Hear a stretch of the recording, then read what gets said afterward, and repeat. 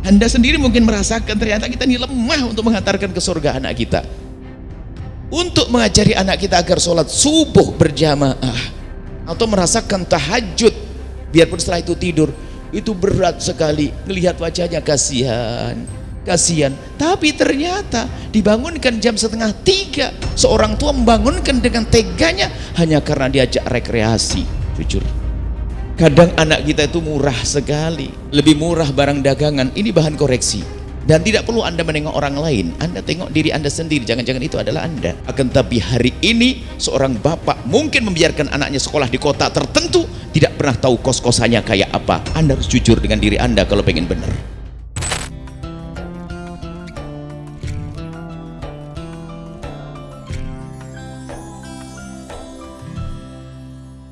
Orang tua yang tidak memikirkan masa depan anaknya, orang tua yang akalnya tidak sehat atau hatinya memang sudah mati.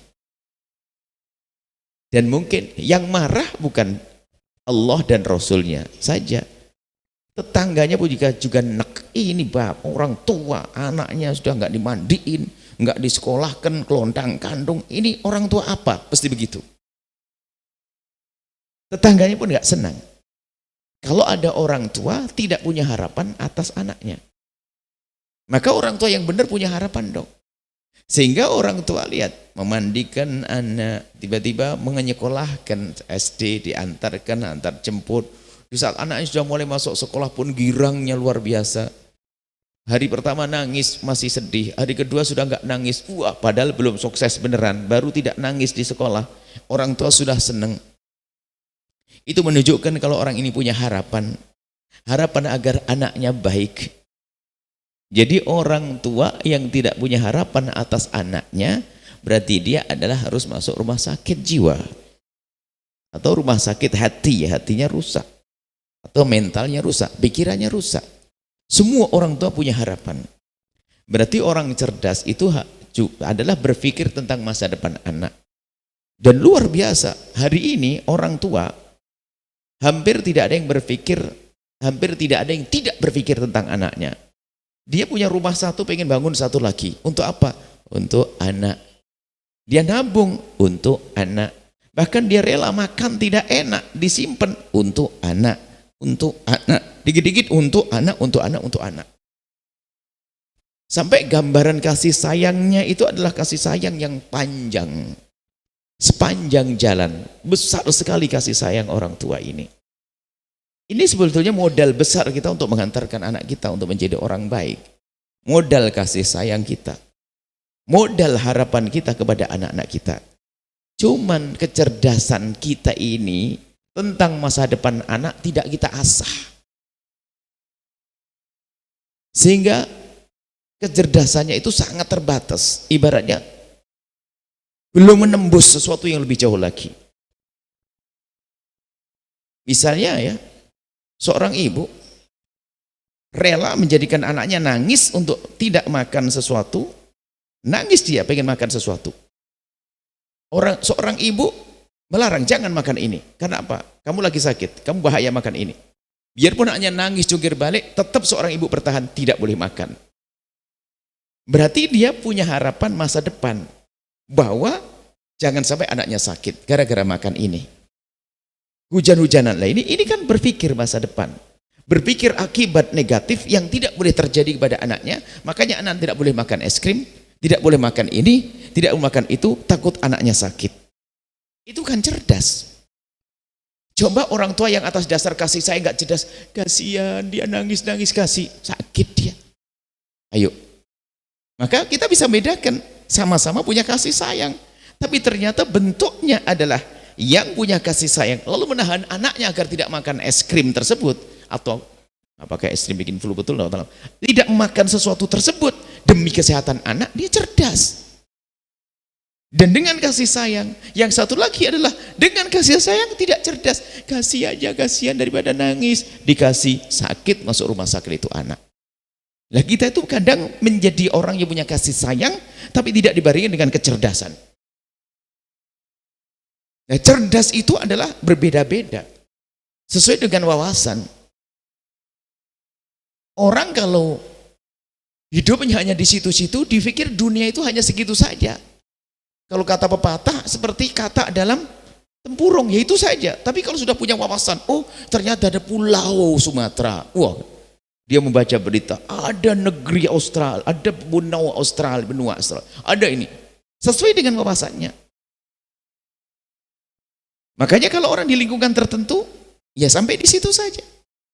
Tapi semakin dia punya wawasan, tentu harapan untuk dirinya dan anaknya lebih luas lagi. Nah, wawasan kita wawasan apa? Wawasan kita adalah wawasan orang beriman, bukan wawasan orang yang hanya melihat semesta dengan akalnya atau dengan indranya. Ini kehidupan, setelah itu selesai. Tidak, kita punya keimanan di dalam hati. Wawasan kita wawasan panjang, menembus batas dunia. Maka wawasan inilah yang harus menghantarkan kita punya kasih sayang kepada anak sesuai dengan wawasan kita. Yang wawasannya sempit, lihat anak dikasih makanan yang membahayakannya. Makanya anak seorang ibu, mohon maaf ini gemes kami dengan seorang ibu. Seorang ibu yang membiarkan anaknya berjam-jam dia manteng handphonenya. Dia adalah orang yang punya kasih sayang dan tidak punya wawasan. Sehingga anaknya baru umur 8 tahun sudah terakum itu matanya. Ayo, Anda sadar kalau Anda termasuk golongan ini, Anda termasuk orang tua yang sempit wawasan. Ayo, dibiarkan anaknya untuk mantengin ini. Biarkan dia lepas agar menangis sesaat, setelah itu dia akan sehat matanya. Itu lihat anaknya begini terus berjam-jam. Sampai kita di sebuah negeri, ada satu dokter bagian tulang tengkuk ini, tulang apa itu, kok pasiennya banyak sekali, kenapa itu? Dikatakan itu adalah karena terlalu sering lihat gini. Jadi permasalahan di tengkuknya itu adalah gara-gara ya tontonan. Belum lagi nanti matanya. Ini kan membahayakan. Jadi seorang tua ini wawasannya sempit ya. Jika sekaligus jadi kita tidak membahas urusan akhirat saja, urusan dunia pun kadang kita juga kurang cerdas. Hanya karena anak nangis. Bahkan kadang-kadang ini ibu hanya karena ibunya pengen ibadah, anaknya dikasih mainan apa yang bakal merusak matanya dengan sinarnya itu, yang membahayakannya itu. Nah, ini bentuk kecerdasannya itu tidak ada, biarpun dia punya kasih sayang. Nah, kita harus lebih luas lagi jangkauan wawasan kita sebagai orang yang beriman. Ada kehidupan di alam barzah yang panjang, di alam penantian sepanjang dunia menanti kehancurannya. Kemudian setelah itu ada kehidupan yang panjang di akhirat. Maka menjadilah Anda orang cerdas hati, cerdas imani, bahwa anak kita bukan saja anak dunia, harus anak akhirat. Maka kalau kita bercita-cita agar kita sukses di dunia adalah sah dan Anda benar, karena kita juga diajarkan untuk menjadikan anak kita sukses. Dalam panjatan doa kita diajari Rabbana atina fid dunya hasanah, agar dunia kita adalah bagus. Akan tapi kita menjadi orang yang paling bodoh sementara kita meyakini adanya keimanan, adanya surga. Kita menjadi orang paling bodoh padahal surga kisahnya panjang selamanya. Ternyata kita tidak menghantarkan anak kita sukses di dunia menuju kesuksesan di akhirat. Malam ini akan kita hadirkan, wahai para orang tua, jangan sampai Anda hanya menghantarkan anak Anda sukses di dunia. Anda harus berpikir bagaimana urusan akhirat anak-anak. Jangan sampai anak nanti ternyata justru menjadikan kita juga tidak sukses di akhirat, karena kita hanya memikirkan suksesnya di dunia, sehingga dia sukses di dunia tapi dia tidak kenal Allah, sholat ditinggalkan, haram dimakan, dan seterusnya. Sehingga di saat orang tuanya dengan amal baiknya ingin menuju surga, di stop oleh sang anak. Karena apa? Sang anak merasa bahwasanya dia tidak pernah diurus oleh bapaknya, menuntut. Dan betul al-khilla yauma idzin ba'duhum li ba'din adu. Ternyata di dunia ini yang tampak sebagai orang yang berkasih sayang, bapak, anak, saudara dengan saudara, ternyata di akhirat nanti saling tuntut menuntut. Anak yang tidak dididik oleh orang tuanya menuntut, ya Allah turunkan, jangan boleh orang tuaku masuk surga. Padahal orang tuanya siang malam kerja keras cari uang untuk anaknya. Ternyata anaknya dididik sukses di dunia, tapi ternyata menjadikan sebab orang tuanya sengsara di neraka, karena dia hanya sukses di dunia. Maka malam ini kita berusaha untuk menjadikan anak kita sukses di dunia. Sah, Anda boleh menjadikan anak Anda seorang dokter, seorang insinyur yang hebat, seorang jenderal, tapi semuanya adalah seorang jenderal yang ahli sujud. Barangkali seorang jenderal atau seorang insinyur, seorang dokter di saat dia menjalankan tugasnya, dia tidak pernah lepas lisannya dari menyebut nama Allah, basah wajahnya basah dengan air wudhu. Sampai kita gambarkan mungkin seorang dokter spesialis bedah itu kalau lagi operasi, lagi mengoperasi pasien itu sampai berjam-jam, 5, 6, 7 jam. Bayangkan pikirannya fokus konsen kepada otak-atik tentang luka. Itu sampai 7 jam. Kemudian kalau sudah keluar nih masalah plong.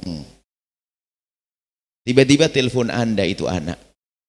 Seorang dokter spesial bedah telepon, "Umi sayang, ayah, ada apa nak?" "Alhamdulillah." Dia punya iman. "Alhamdulillah sudah selesai operasinya." "Oh ya alhamdulillah. Cuman Umi mohon maaf. Untuk kali ini operasi ini hanya dapat 1,5 juz atau 2 juz. Biasanya kan 5 juz." "Loh kenapa nak?"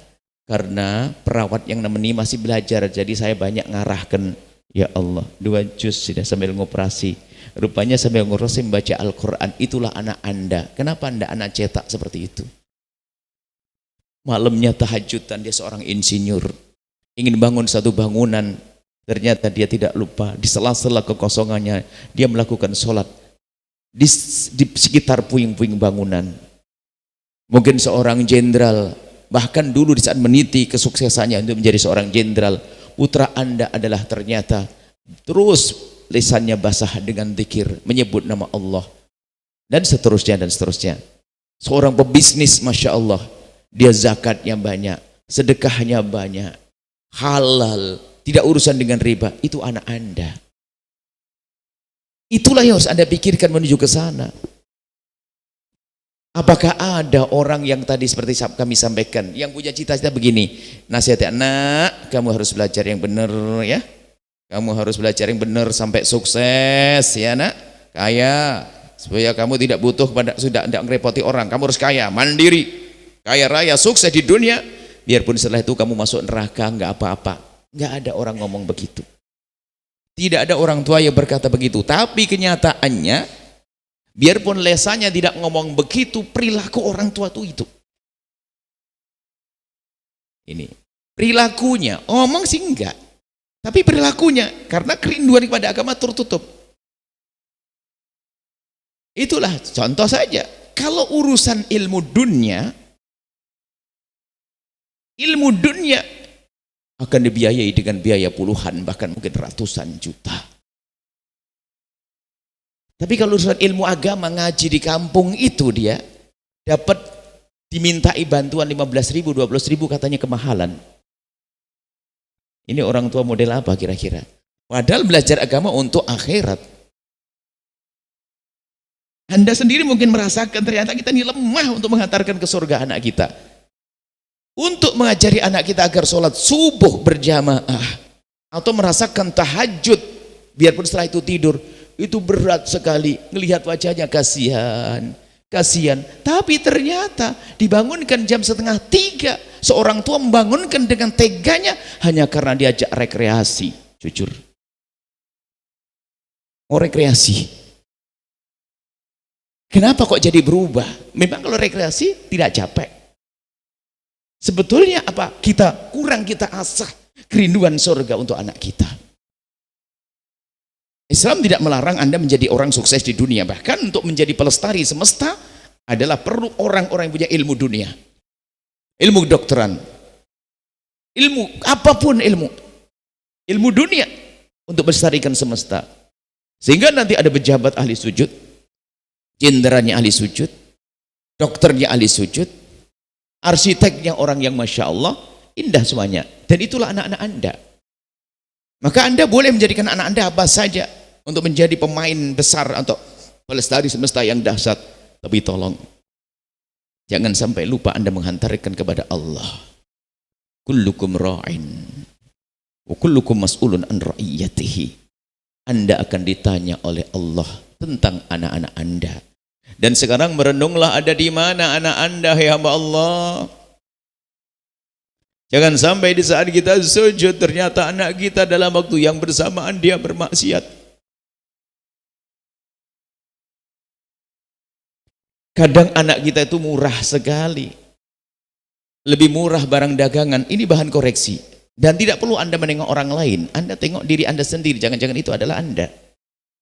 Kalau seorang yang ngerti dunia bisnis, ngerti pastinya penting fulus, sehingga dia ingin membuka toko, anggap saja orang Cirebon ingin buka toko di Tegal atau di Semarang, nggak mungkin buka toko langsung nyewa tempat, langsung untuk gelar barang, nggak mungkin, pasti akan survei tokonya nanti kira-kira bakal ramai tidak di sini, tidak cukup sampai di situ, aman enggak kira-kira nanti, survei 1-2, minta petunjuk pada orang, gimana menurut ente toko ini gimana? Itu urusan toko untuk meletakkan barang dagangan kita. Akan tapi hari ini seorang bapak mungkin membiarkan anaknya sekolah di kota tertentu, tidak pernah tahu kos-kosannya kayak apa. Anda harus jujur dengan diri Anda kalau pengen benar. Apakah sudah Anda pastikan kos-kosannya adalah aman untuk akhlak anak Anda? Aman untuk keimanan anak Anda? Sudah berpikir sampai di sini atau belum? Itulah maka kami sampaikan, kerinduan kepada Allah ada, cuma tidak kita asah. Sehingga kita lepas sana, lepas sini, luput sana, luput sini. Belum terlambat hamba Allah, masih ada waktu. Makanya kami ajak hari ini, malam ini, kita akan berubah dengan anak kita. Dari membiarkan mereka tanpa kenal Allah, kita jadikan mereka kenal Allah. Tentunya jangan cara yang lembut dan indah. Jangan sampai pulang dari tempat ini lalu Anda megang rotan lalu teriak, anakku kau harus begini. Oh, bukan begitu.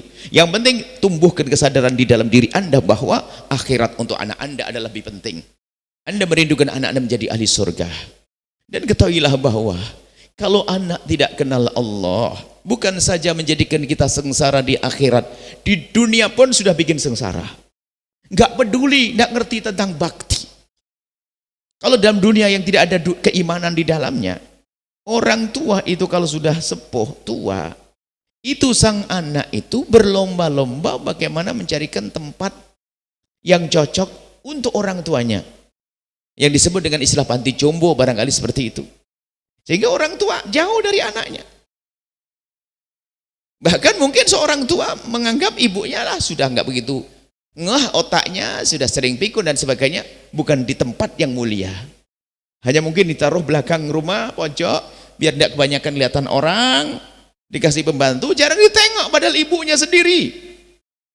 Walah, alamat sengsara. Pasti hidup saja sudah menyiksa orang tuanya. Kalau orang tidak kenal Allah, maka kalau kita mendidik anak tidak kenal Allah, yang rugi kita sendiri.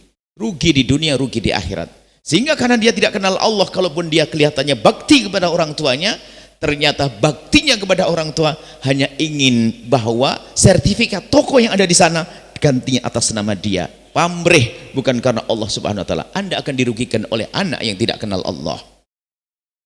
Belum lagi nanti di saat kita menghadap kepada Allah, anak kita yang tidak kenal Allah, wah, dia adalah jago berantem dengan saudaranya rebutan waris. Tidak tegur sapa. Apakah kita menghendaki anak seperti itu?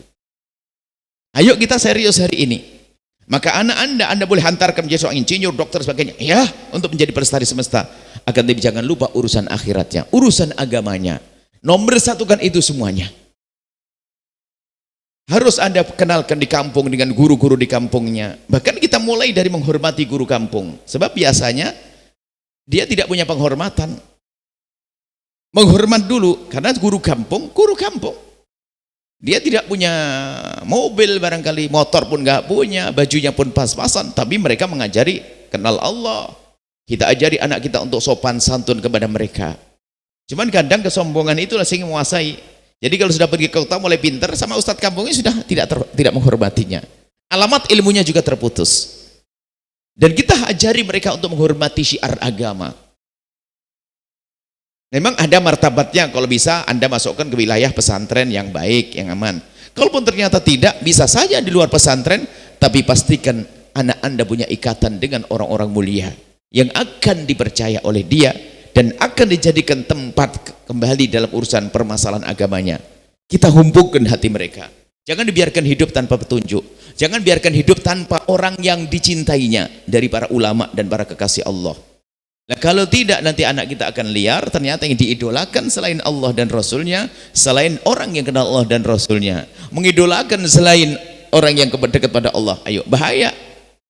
Mengidolakan sesuatu yang bahkan menjauhkan dia dari Allah. Padahal ibunya sujud di sampingnya, di kamar sebelah ibunya sujud rukuk, ibadah, zikir, baca Quran, tapi anaknya di kamar sebelah ngapain? Dia tidak pernah punya ikatan kepada orang mulia. Tidak pernah kita punya ikatan dengan baginda Nabi SAW. Alangkah ruginya orang tua semacam ini. Dialah orang tua yang sepertinya di dunia ahli ibadah, ternyata nanti di akhirat akan diseret anaknya untuk menuju neraka. Maka dari itu ayo kita perhatikan sekarang cara mendidik anak-anak kita. Kita hantarkan pada kemuliaan. Jangan sampai mereka tidak kenal agama. Kenalkan dengan tokoh-tokoh yang baik, yang bakal membimbing mereka. Termasuk, mohon maaf, kiai-kiai di kampung. Kita masih ingat tradisi orang tua kita. Setiap habis hari raya kita diajarkan pergi ke ustadz sana. Pergi ke ustadz sana terlebih dahulu buat ya sebelum yang lainnya. Diajari ke sana. Bahkan kita diajari untuk menghantarkan hadiah dan sebagainya. Diajari untuk mendengar. Diajari untuk memuliakan mereka. Sehingga kalau ada orang lewat, seorang tokoh, seorang ulama lewat, guru ngaji lewat, diajari kita berdiri untuk melihat dia dengan hormat. Sekarang mungkin anak kecil main bola tidak pernah berhenti ada ustadz lewat. Karena tidak pernah dididik oleh orang tuanya. Tidak pernah ditanamkan penghormatan kepada syiar agama. Bagaimana anak kita akan bisa menjadi benar? Memang sang ustadz tidak minta penghormatan dari anak kita. Ustadz tidak minta penghormatan dari kita. Tapi kita perlu menghormat syiar agama. Mengagungkan syiar agama. Kita ajari saat mendengar adzan anak kita suruh diam. Diam, ada adzan anakku saya dengar. Ayo kita pergi sholat. Diajari kalau masjid. Nah, saya jangan nyalain klakson depan masjid. Takut ada orang sholat di sana. Dihubungkan dikit-dikit dengan syiar untuk mengagungkan syiar. Nah, itulah anak kita terbiasa dengan syiar, dengan agama, sehingga kekagumannya tinggi kepada agama. Membawa Al-Quran bagaimana? Membiasakan sayang, itu Al-Quran kok paling bawah. Kalau Al-Quran dalam susunan kitab tauhid paling atas sayang. Karena ini kalamullah, firman Allah. Di rumah kita biasakan seperti itu. Orang tua gak pernah mendidik. Bagaimana bisa kenal Allah? Sekarang malam ini kita berubah. Sebelum kita menyesal, sebelum anak kita jauh. Dan memang di sana ada program seperti kita berusaha berlomba-lomba. Kita memperbanyak program pondok pesantren yang sekiranya pondok pesantren yang bisa menghantarkan anak kita menjadi orang sukses di dunia dengan disiplin ilmu dunia yang cukup di dalamnya. Kemudian ada ilmu akhiratnya. Paling tidak kalau di pondok pesantren adalah paling tidak membatasi tentang pergaulan yang bebas. Pergaulan bebas sekarang kan bukan saja pergaul jasad dengan jasad. Media itu juga pergaulan bebas. Orang bisa saja di kamar dikunci, ternyata dia bisa melanglang kemanapun dengan medianya. Dia bisa berurusan dengan bermacam-macam model. Bahkan dia bisa melihat apapun yang ada di dunia internet, di dunia maya. Bisa saja anak kita ternyata rusak pikirannya, rusak akhlaknya, rusak hatinya gara-gara kamar yang dikunci tadi. Ini harus kita perhatikan bahayanya hal-hal yang semacam itu. Ngurusi anak yang serius, sehingga kami selalu ingatkan, jika kita menemani anak kita browsing internet, kita duduk di sampingnya, itu bisa saja bisa jauh lebih bagus daripada kita sholat sunnah. Agar anak kita kalau browsing internet ada batasnya, tidak liar. Padahal duduk di sampingnya. Ternyata memang kita harus punya waktu untuk itu, sehingga kedekatan dengan anak ada. Ibunya hobi main handphone di pojok sana, anaknya di sebelahnya. Ayahnya juga di pojok sebelahnya. Kalau ditanya pengen surga semuanya. Enggak begitu, hamba Allah. Anda duduk di samping anak Anda. Samping Anda memegang tasbih menyebut nama Allah, berzikir sambil Anda perhatikan. Subhanallah, rahimahallah, rahmatal abrar. Ibunda tercinta, kami masih ingat di masih kanak-kanak. Selalu beliau sambil tertidur di samping kami menemani agar kami belajar. Sebab kalau sudah nggak ada beliau kayaknya sudah nggak belajar kayaknya, main dan sebagainya. Hanya duduk di samping kursi, kadang kepalanya kena ke meja, tertidur begitu. Kita ngelihat. Setiap saat sambil lisannya menyebut nama Allah. Dan kami berharap seorang ayah dan ibu sesibuk apapun harus seperti itu. Rela, dan itu membangun kedekatan dong dengan anak kita, dengan putri kita, dengan putra kita. Cuma nasib buruk sang anak punya ibu juga punya hobi yang tidak baik. Nasib buruk sang anak punya ayah juga tidak baik. Ayahnya sibuk dengan medsosnya di samping sana. Tidak punya waktu dengan anaknya. Kelihatannya satu rumah, tapi pikirannya berbeda-beda. Kita perlu juga ini kembali kepada cara hidup yang sehat. Kalau lagi di rumah, bahkan mungkin kalau ingin kita menggunakan media sosial kita, karena Anda memang penting sekali, Anda bisa minta izin kepada keluarga. Sebentar ya, abang mau kerja sebentar ya sayang ya, oke. Tapi sekarang sudah, ini di rumah. Anak kita bebas dengan media sosialnya. Anak kita bebas dengan pergaulannya. Ibunya lupa, ibunya terlena. Akhirnya anak lepas, susah dididik. Baik, malam ini kita malam koreksi deh. Pokoknya kita malam ini tidak waktunya kita menyembunyikan. Karena Anda sendiri tahu tentang diri Anda. Kami tidak tahu, Allah yang tahu. Tapi kita harus berbenah semuanya. Tidak usah nengok orang lain. Saya harus berusaha menjadikan anakku semakin benar, semakin baik. Tahapan pertama adalah memang kita himbau untuk masuk lingkungan yang baik. Anggap saja lingkungan pesantren. Kalaupun di sana ada pembulian pesantren, ada naudzubillah pencabulan pesantren. Nah, kalau masalah kasus semacam itu dalam kehidupan apapun ada. Tapi orang cerdas tidak melihat dari sisi itu. Sebuah sekolah SMA, gara-gara anak SMA mau merampok, lalu kita bilang semua SMA perampok, ya salah dong. Kepolisian, gara ada apa satu polisi nyopet, lalu kita bilang polisi nyopet semuanya, ya salah dong begitu. Itu kan oknum kalau bahasa kita. Akan tapi ada, kita memilih pesantren. Mohon maaf, dunia pesantren ini sederhananya. Kita himbau anak kita untuk rindu pesantren. Di situ lihat tahajud. Handphone sangat dibatasi. Enggak semudah di saat pergaulan terbatas hanya orang yang ada di pondok. Kalau anak kita di luar misalnya, sangat mungkin bertemu dengan si A, si B, si C, bermacam-macam orang. Tapi ingat, jangan Anda meremehkan yang di luar, berarti di luar nggak bisa baik. Oh tidak. Kita ingin langkah pertama ini yang paling aman buat anak kita hari ini. Dan alhamdulillah yang rindu ke tempat-tempat seperti itu sekarang sudah berbondong-bondong. Bukan orang fakir. Orang yang kaya raya dengan KKN melimpah pun ternyata merindukan agar anaknya sukses dunia, tapi tidak lupa urusan akhiratnya. Dan kita temukan itu. Makanya kalau kita bicara dunia pesantren, mungkin saat ini yang selama ini kami amati itu paling aman. Bangunkan tengah malam, jam 3 malam sudah biasa. Karena dia tidak sendiri bangun dengan temannya. Menghafal Al-Quran begitu mudahnya. Mungkin teman SMP, SMA, kalau 10 juz saja mah enteng. 10 juz enteng. Kemudian tahajud siap malam. Untuk siapa tahajudnya? Untuk dia sendiri dan untuk orang tuanya yang sibuk bekerja di rumahnya. Zikir yang dibaca, pergaulan yang terbatas sehingga menjadikan dia aman. Nah, ini adalah dunia pesantren. Maka himbau anak Anda untuk masuk wilayah ini. Tentunya pesantren Anda pilih pesantren yang di situ ada akhlak, ada akidah yang benar, bukan sekedar mengumpulkan orang, tidak. Kita perlu bimbingan di situ. Dipantau oleh orang-orang yang berjuang di dalamnya. Ini adalah dunia pesantren. Mungkin ada orang tua. Ya, ini adalah yang nggak mungkin anak saya masukkan pesantren. Dia sudah mau kuliah. Bahkan mungkin dia termasuk orang yang tidak begitu senang dengan pesantren. Karena mungkin dia salah dengar tentang pesantren atau salah bergaul sehingga dia antipati dengan pesantren. Maka di saat Anda menemukan anak Anda yang tidak mungkin masukkan pesantren, jangan dipaksa dong. Masuk pesantren dipaksa nggak bisa, malah nanti bikin penyakit di pondok pesantren. Akan tapi ini adalah bahasa yang sering kami hadirkan adalah di saat anak Anda tidak bisa Anda hantarkan jasadnya ke tempat baik, madrasah diniyah, pesantren, masjid, tempat mulia. Dengar. Jika ternyata Anda susah membawa jasadnya ke tempat tersebut, bawa hatinya ke tempat mulia tersebut.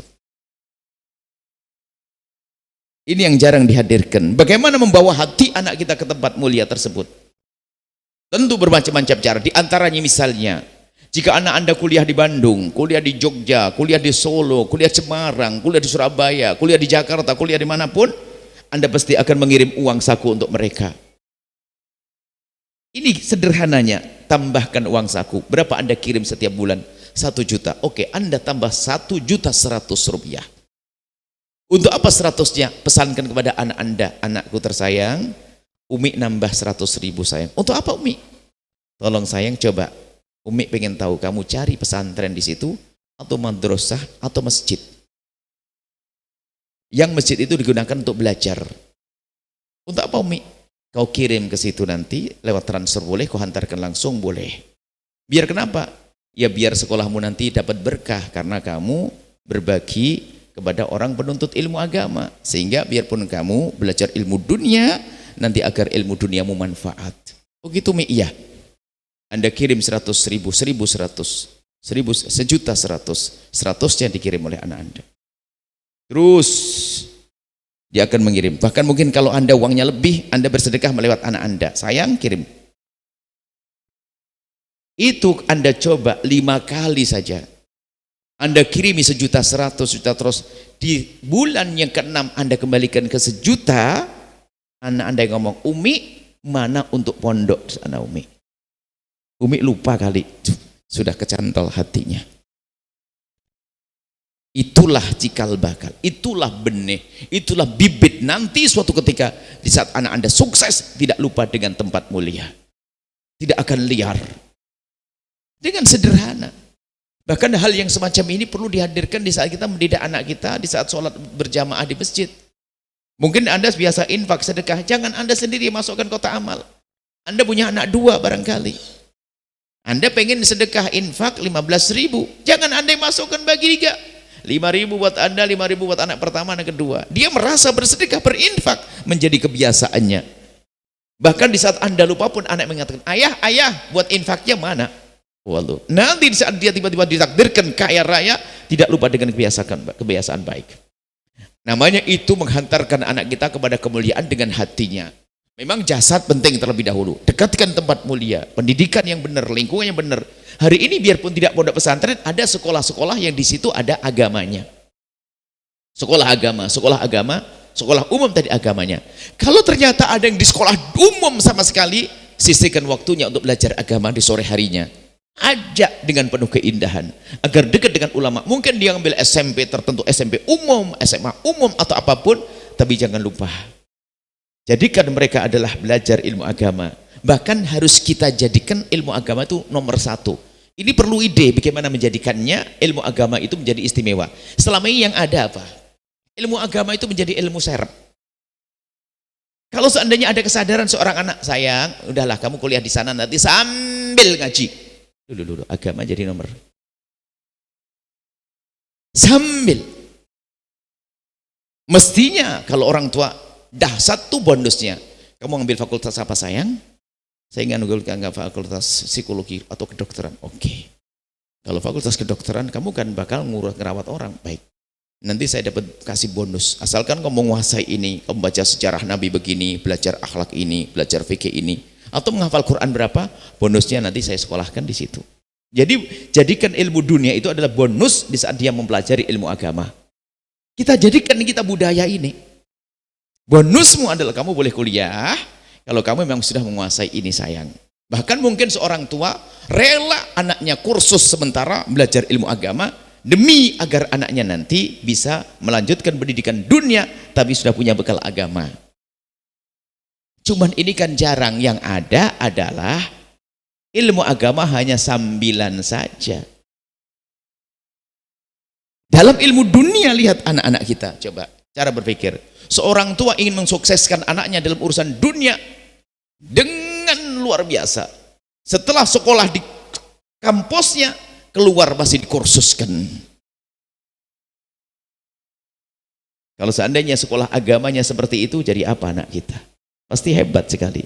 Memang anak kita tidak harus menjadi seorang ustadz seperti itu, tapi paling tidak dasar-dasar agama dia tahu. Dia ngerti berbakti pada orang tua, dia ngerti yang haram, dia ngerti menjaga mata. Alangkah bahagianya Anda punya anak laki-laki di saat dia berjalan berbicara dengan perempuan, dia menjaga matanya agar tidak memanteng kepada perempuan tersebut. Di saat melihat yang haram dia segera beristighfar. Mau bekerja saja bilang, Umi ini halal atau haram sih Mi kerja kayak gini? Allah, itu anak Anda. Bahkan kalau dikasih uang oleh uminya lalu ragu bahasanya ini tidak halal, dia bertanya, Umi insya Allah ini halal Umi ya? Dan Anda tidak tersinggung karena apa? Ini anak Anda merindukan kehalalan. Jadi yang perlu kita asah hari ini kesadaran makna ini. Jangan sampai kita hanya latah saja, latah menyekolahkan anak, latah memberi uang anak, latah memberikan mobil anak, latah memberikan motor anak. Tidak kita pikirkan kemaslahatan di akhiratnya. Sekali lagi kami sampaikan, Anda boleh menjadikan anak Anda dokter yang hebat. Dan kita rindu untuk menjadi pelestari semesta. Ilmu dunia. Bahkan bisa jadi nanti yang jadi presiden adalah anak daripada bapak-bapak yang ada di sini. Cuman bedanya, presiden yang Oh, yang cinta umat misalnya. Yang ini atau gubernur yang cinta umat. Bupati yang cinta umat. Takut kepada Allah, anak-anak Anda. Tapi itu kan perlu diproses dari saat ini. Inilah yang bisa kami hadirkan pada malam hari ini, merenungi tentang pendidikan anak-anak kita. Alhamdulillah minta ini. Kemudian lanjutannya, tadi kan orang tua yang sudah tidak memungkinkan anaknya untuk dibawa ke pondok pesantren, jangan dipaksain ibu.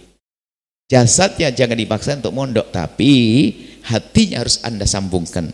Termasuk Anda mengirim hadiah misalnya, Anda ingin ngirim beras ke pondok tetangga Anda.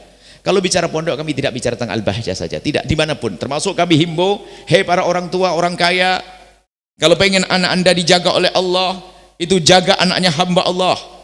Ini yang terakhir ini. Hidupkan madrasah-madrasah di kampung-kampung. Ini yang ketiga. Yang kedua tadi adalah caranya masukkan anak Anda ke tempat mulia dengan hatinya. Hatinya Anda masukkan. Biarpun jasadnya belum, dengan Anda sambungkan. Sebab memberi itu menjadikan kita cinta loh ya. Kalau anak Anda merasa memberi ke sebuah tempat mulia, pasti fanatik dia pada akhirnya.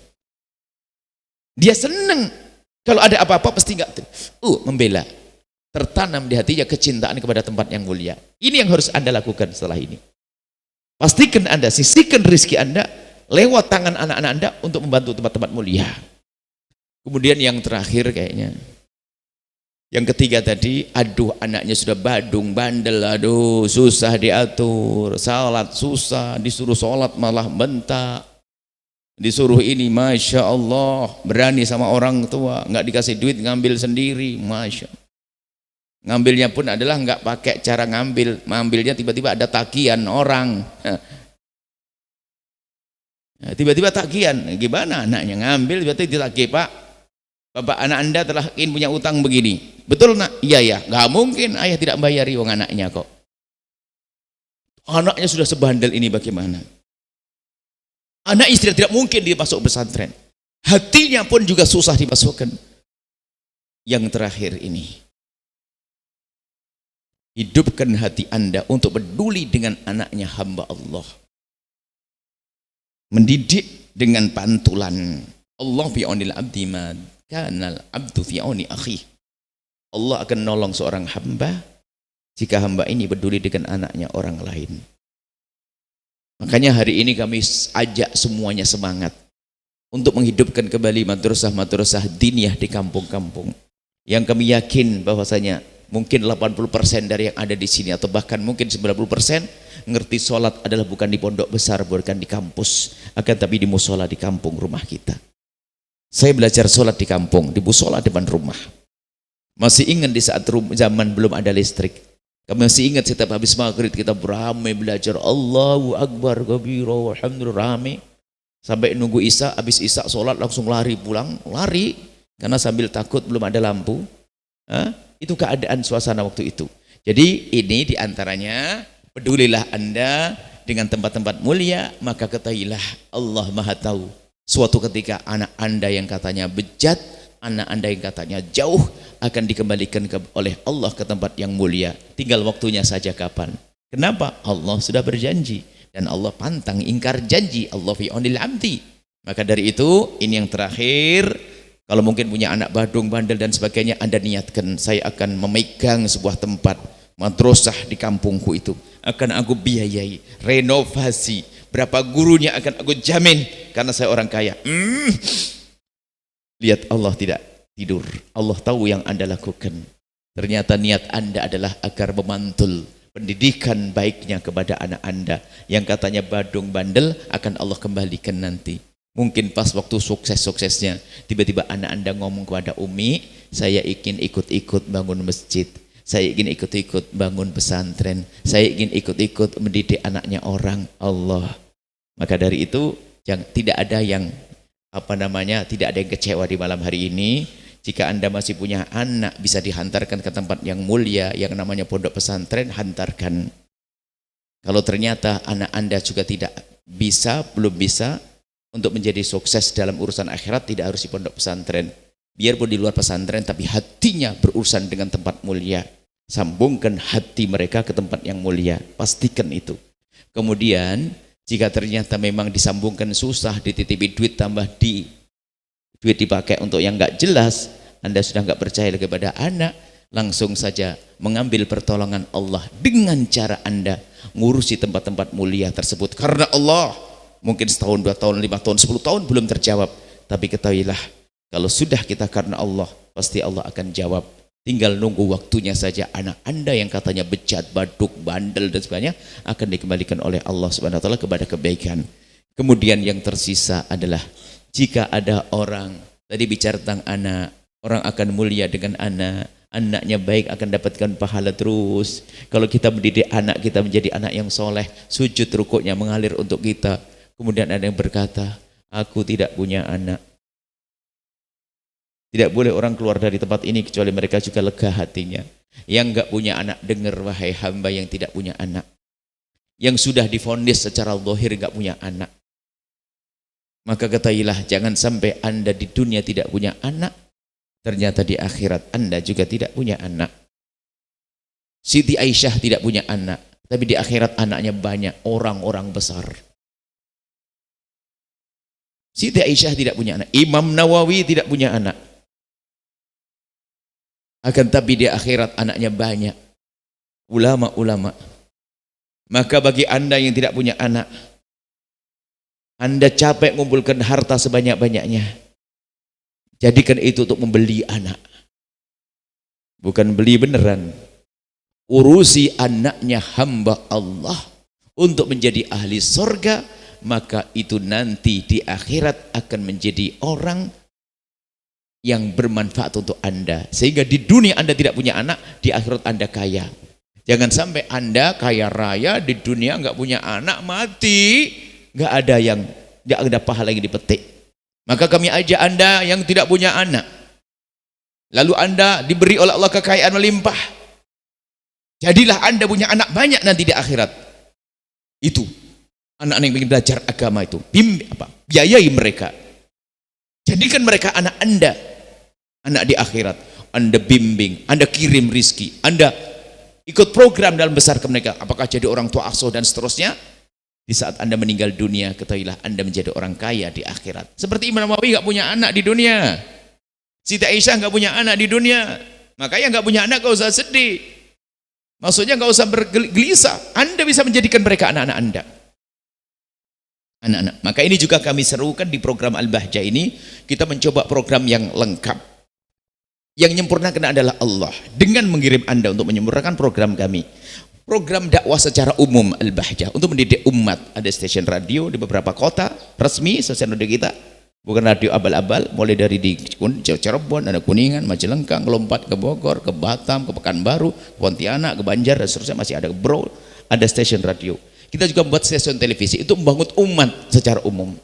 Ada media-media kita, bukan kerjaan kami, kerjaan hanya hamba Allah yang bergabung dengan kami. Kemudian setelah itu ada pendidikan sekolah. Mulai kalau di Jawa, mulai dari Jawa Timur sampai Jawa Barat. Kita ingin membuat sekolah dari pondok yang khusus untuk mencetak ulama, ada pondok formal untuk mencetak dokter, insinyur ada. Kita hadirkan mulai dari Blitar sampai di Bogor, Barat sampai Timur kita hadirkan SMP, SMA, yang di situ ada pendidikan dunianya, sekaligus ada pendidikan agamanya. Kemudian juga, nah ini kami ajak hamba-hamba Allah untuk bergabung di sini. Tapi kami ingatkan, di saat kami mengajak semacam ini, ingat, jika Anda sudah punya ikatan dengan guru-guru mulia, jangan sampai Anda meninggalkan guru Anda hanya ingin bergabung dengan kami. Karena itu namanya Anda pengkhianat. Dan kami tidak mencari orang-orang seperti itu. Kalau Anda sudah punya guru, Anda semakin dekatlah dengan guru Anda, yang Anda bantu urusan perjuangan dan dakwahnya. Kalau Anda ingin bergabung dengan kami, babnya bonus tambahan, tidak boleh mengurangi. Anggap saja kalau Anda biasa membantu guru Anda 10 juta per bulan, jangan Anda bagi dengan kami gara-gara Anda kenal dengan kami, tidak. 10 juta tetap guru Anda, adapun kami di luar itu semuanya, dengan perjuangan kami. Dan kita hadirkan sesepuh jana. Makanya kalau berjuang dengan kami tidak hanya menjadi penyumbang, kami tidak mau dibantu. Sebab kalau Anda membantu kami, Anda akan memberi lalu pergi. Kalau Anda bergabung dengan kami bukan membantu, Anda bersama kami. Kalau membantukan, ini saya bantu, selesai. Sehingga kalau bergabung dengan program kami, jiwa Anda, harta Anda, raga Anda bergabung. Sehingga di dalam dunia perjuangan Al-Bahjah ini ada namanya pejuang-pejuang. Anda menjadi pejuang semuanya. Mulai dari nanti kalau pergi ke Batam sana ada, Pekanbaru ada pondok juga, Pontianak juga ada di beberapa kota. Kami rindu Anda untuk bisa bergabung, tapi dengan catatan, kalau Anda sudah punya ikatan dengan guru, sempurnakan dengan guru Anda. Kiai kampung Anda sempurnakan. Kami hanya menyampaikan bahasanya di dalam Al-Bahjah ada program itu. Nah, termasuk program ini kita siapkan untuk tadi ibu-ibu yang kaya raya tidak punya anak. Dan ada bersama kami bapak-bapak yang kaya raya tidak punya anak, kami sampaikan. Jangan sampai Anda fakir di akhirat. Meninggal hartamu bagaimana? Ayo, gunakan untuk kebaikan. Sehingga ada ibu-ibu cerdas. Mending saya petik dengan saya mendidik anak-anak, dan banyak yang berjuang. Maka bersama ini insya Allah setelah ini tidak ada yang sedih. Yang punya anak hantarkan pada kemuliaan dengan serius. Akan ditanya kalau tidak. Kemudian setelah itu, ayo sambungkan hati mereka. Kemudian yang tidak punya anak pun, ayo anak yang bandel, bantulah, bergabunglah dengan program kemuliaan. Maka setelah itu Allah akan menolong Anda seperti yang Allah janjikan. Ini saja. Kalau tidak di anak Anda masih ada cucu-cucu Anda.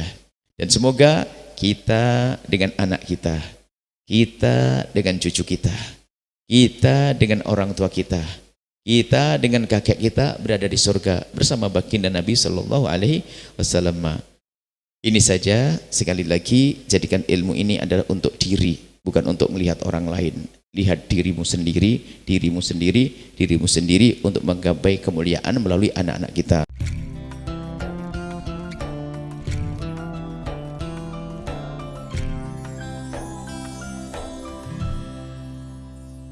Sahabat Al-Bahjah TV, setelah menyaksikan video ini, jangan lupa bersolawat kepada baginda Nabi Muhammad. Shollu ala Nabi Muhammad. Allahumma sholli alaihi wa ala alihi wa sahbihi.